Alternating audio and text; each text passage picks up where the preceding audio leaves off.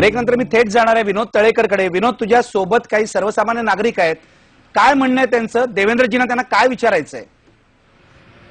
Nikhil sir, आपण काही नागरिकांशी बोलूया की नेमकं त्यांना देवेंद्र फडणवीस यांच्याकडनं काय अपेक्षा आहेत, काय विचारायचं आहे? तुम्हाला काय विचारायचं? सर्वात पहिलं मी फडणवीस साहेबांचं अभिनंदन करतो। माझा एकच प्रश्न आहे फडणवीस साहेबांना की 2014च्या विधानसभा निवडणुकीमध्ये शिवसेना, भाजप, मनसे महायुती होण्याची शक्यता आहे का? आणि असं असेल तर तुम्ही तुमच्या पक्षाकडून काही पावले उचललीत का पुढे?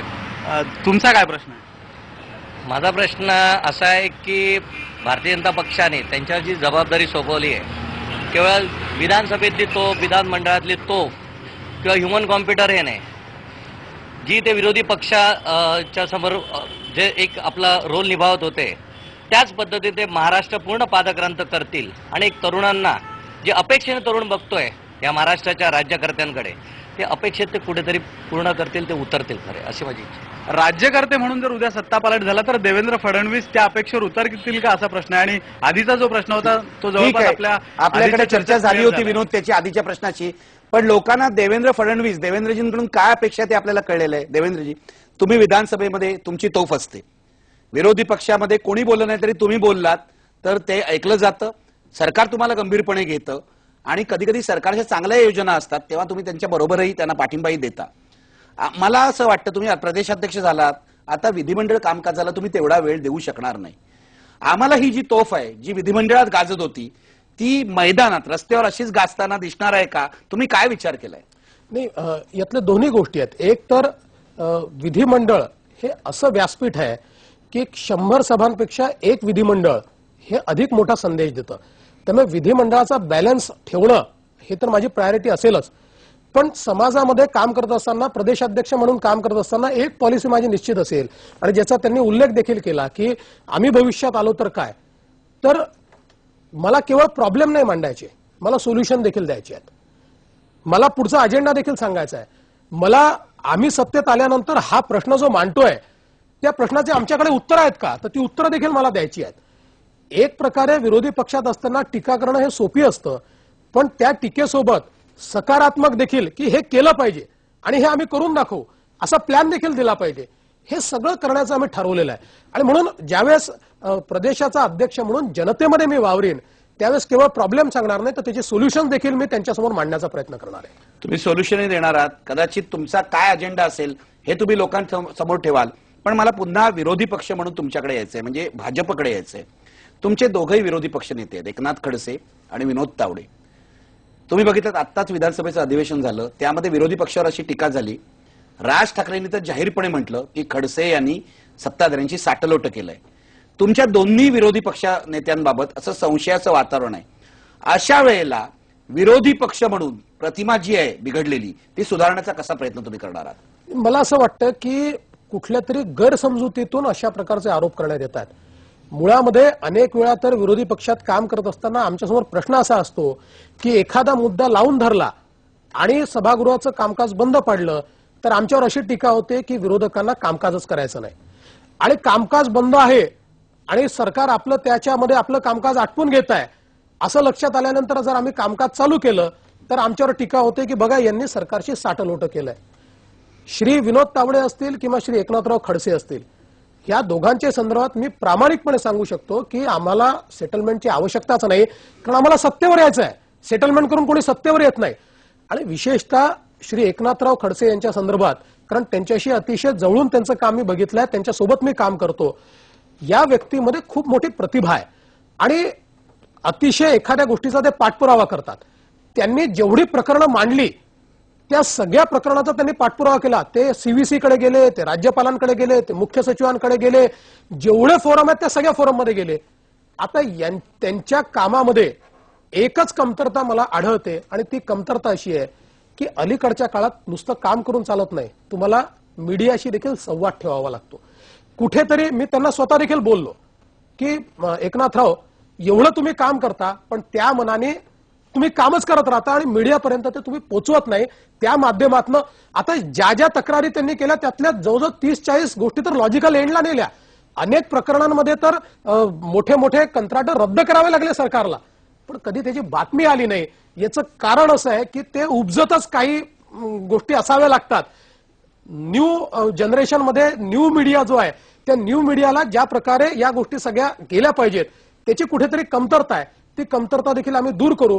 मी तुम्हाला अतिशय आणि तुमच्या माध्यमातून आयबीएनच्या सगळ्या प्रेक्षकांना आणि महाराष्ट्राच्या जनतेला सांगतो, आमचे विरोधी पक्षनेते कधीही सेटलमेंट करणार नाहीत. ते प्रामाणिकपणे जनतेकरता लढतील आणि तशाच प्रकारे ते लढतायत, याचे पुरावे देखील आमच्याजवळ आहेत. सिंचन घोटाळा जो आहे त्या बाबतीमध्ये असा आरोप झालेला आहे की सिंचन घोटाळ्यामध्ये भाजपशी संबंधित कंत्राटदार असल्यामुळे तुम्ही राष्ट्रवादीशी संगनमत केलंय. हा आरोप खोटा आहे हे तुम्ही सिद्ध कसं करणार? हा आरोप 100% खोटा आहे. याचं कारण असं आहे की सिंचन घोटाळ्यावर सभागृह बंद पाडणारच भाजप होतं आणि आम्ही ते लावून धरलं आणि काही पक्षांचं मत होतं की आता सभागृह चालू केलं पाहिजे. आम्ही त्यांना सांगितलं की हे सुरू करता येणार नाही कारण जनतेच्या आपल्याकडनं अपेक्षा आहेत. आणि मी अतिशय स्पष्टपणे यापूर्वी बोललो होतो आणि आजही बोलतो, आम्हाला सर्व विरोधी पक्षांना माननीय मुख्यमंत्र्यांनी आपल्या चेंबरमध्ये बोलवलं आणि त्यांनी अतिशय स्पष्टपणे सांगितलं की या घोटाळ्याची चौकशी करण्याकरता मी एसआयटी तयार करतोय, श्री चितळे प्रमुख राहतील आणि माझ्यावर विश्वास ठेवा, त्याचे अन्य मेंबर योग्य होतील हे मी देईल. माझ्यावर विश्वास ठेवा, त्याचे टर्म्स ऑफ रेफरन्स योग्य असतील हे मी एन्श्युअर करीन. आणि त्यांच्यावर आम्ही विश्वास ठेवला कारण असं वाटलं की मुख्यमंत्री प्रामाणिक हेतूनं बोलतायत. पण दुर्दैवाने जी एसआयटी तयार झाली तिला कुठलेही अधिकार त्यांनी दिलेले नाहीत. आम्हीच त्यांना पत्र लिहिलं, म्हणजे जर आम्हाला सेटलमेंट करायचं असतं आम्ही पत्र लिहिलं की आमच्या जो पुरावे आहेत, आम्हाला तुम्हाला पुरावे द्यायचे आहेत आणि आमची विनंती आहे आम्हाला साक्षीला बोलवा, उलट तपासणी करा. आम्हाला त्या समितीने लिहून पाठवलं की कुठलेही अधिकार आम्हाला नाही. याचा अर्थ सत्ताधाऱ्यांनी तुम्हाला फसवलं. 100% फसवलं. गेल्या 5 वर्षात सत्ताधाऱ्यांनी विरोधकांना अशा प्रकारे अनेक वेळा फसवलेलं आहे, जाळ्या तोडलेलं आहे. आता जे आमदारांच्या मारहाणीचं प्रकरण झालं आणि हक्कभंगाचं जे प्रकरण झालं त्यामध्ये सुद्धा तुम्ही सत्ताधाऱ्यांबरोबर होतात, ही विरोधी पक्ष म्हणून तुमची चूक झाली असं तुम्हाला वाटत नाही? मला असं वाटत नाही कारण त्यावेळेस एक सभागृहाची भावना होती आणि त्या सभागृहाच्या भावनेमध्ये कुठेतरी आमदारांवर अन्याय झाल्याची एक भावना त्या ठिकाणी तयार झाली होती. बघा, जो इन्सिडेंट झाला, सूर्यवंशीला मारहाण जी झाली, त्याचं समर्थन कोणी करूच शकत नाही. संसदीय इतिहासातली ती अतिशय वाईट गोष्ट आहे. पण त्याचसोबत एक गोष्ट देखील आपण लक्षात घेतली पाहिजे की त्यांचं इन्व्हॉल्वमेंट नव्हतं किंवा जे लोक प्रत्यक्ष हजर नव्हते किंवा ज्यांच्याबद्दल पुरावे नाही आहेत अशाही लोकांची नावं ज्यावेळेस त्यामध्ये येतात त्यावेळी कुठेतरी त्यांना मानसिक त्रास तर होतोच, पण त्यांचं राजकीय आयुष्य देखील त्या माध्यमातून उद्ध्वस्त होतं आणि त्यातनं एक भावना बळास आली. पण मला असं वाटतं की कुठेतरी राजकीय नेत्यांना यातला बॅलन्स स्ट्राईक करावाच लागेल. राजकीय नेत्यांच्या संदर्भातली लोकांची जी भावना आहे ती भावना जर चांगली व्हायची असेल तर आम्हाला आमची वागणूक सुधारावीच लागेल. पण ही सुधारत असताना सगळे राजकीय नेते वाईट आहेत अशा प्रकारची भावना देखील तयार होऊ नये, ते लोकशाहीला पूरक नाही आहे. आणि म्हणून सभागृहाने एकत्रितपणे भावना तयार केली. आणि आपण एक गोष्ट लक्षात घ्या, ही भावना तयार होत असताना कोणीही आमच्यापैकी जी मारहाण झाली त्याचं कधीही समर्थन केलं नाही, करणार नाही आणि करू शकत नाही. पण मला तुम्हाला विचारायचं, हे जे हक्कभंगाचं प्रकरण झालं त्यानंतर मीडियावर काही काळ तुम्ही लोक येत नव्हतात, त्यामुळे मीडिया आणि तुमचे संबंध बिघडले असं तुम्हाला वाटत नाही का? आज तुम्ही आलात इथे पण तुमचे इतके मीडियाशी चांगले संबंध आहेत, तुम्ही सुद्धा अजित पवार म्हणजे अजित पवारांच्या प्रेरणेने हा हक्कभंग आला, शशिकांत शिंदेनी मांडला, तिथून सुरू झालं, म्हणजे तुम्ही पुन्हा राष्ट्रवादीच्या लोकांच्या पुढे पडतं घेतलं अशी तुमची इमेज झाली असं तुम्हाला वाटत नाही का? मला असं वाटतं की या संदर्भातले जे काही सगळ्यांनी सामूहिक निर्णय घेतले त्याच्यामध्ये स्वतः मुख्यमंत्री देखील त्या ठिकाणी होते, सगळेच लोक होते आणि सगळ्यांनी मिळून हा त्यावेळी सामूहिक निर्णय घेतला होता. पण एक गोष्ट ही निश्चित आहे की माध्यम ही लोकशाहीचा चौथा स्तंभ आहे आणि ही मी या ठिकाणी आणि मागे देखील मान्य करतो की माध्यमांच्या माध्यमातूनच आपण लोकशाहीवर अंकुश ठेवू शकतो.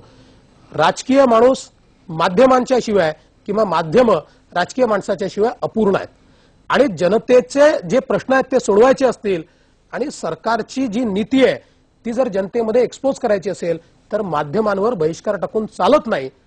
त्यावेळची ती भावना होती, त्या भावनेतनं तो सगळ्यांनी मिळून निर्णय घेतला, त्याच्यानंतर तो निर्णय देखील बदलला, सगळे लोक यायला देखील लागले. म्हणजे सत्ताधाऱ्यांच्या विरुद्धच्या भ्रष्टाचाराविरुद्धच्या लढाईत तुम्ही माध्यमांना बरोबर घेणार आहात? निश्चित.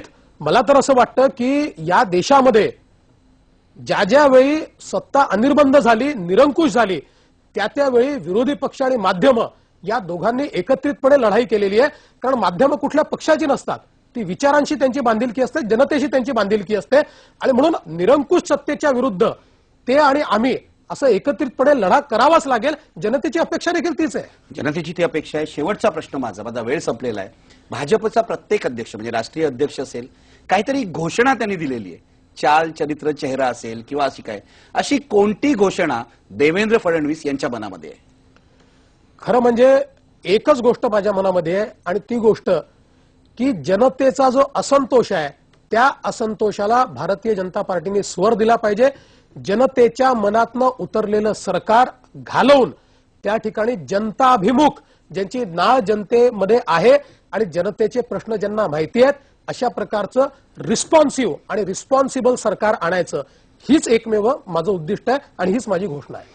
देवेंद्रजी आभार, तुम्ही मनमोकळेपणाने बोलल्याबद्दल आणि सगळं विश्लेषण केल्याबद्दल. तुमच्या सगळ्या कारकिर्दीला अत्यंत तरुण वयात तुम्ही महाराष्ट्रामध्ये प्रदेशाध्यक्ष होत आहात. तुमच्या कारकिर्दीला IBN लोकमतच्या तर्फे शुभेच्छा. तुम्ही कायम जनतेच्या बाजूला राहाल अशी अपेक्षा आहे. निश्चित निश्चित.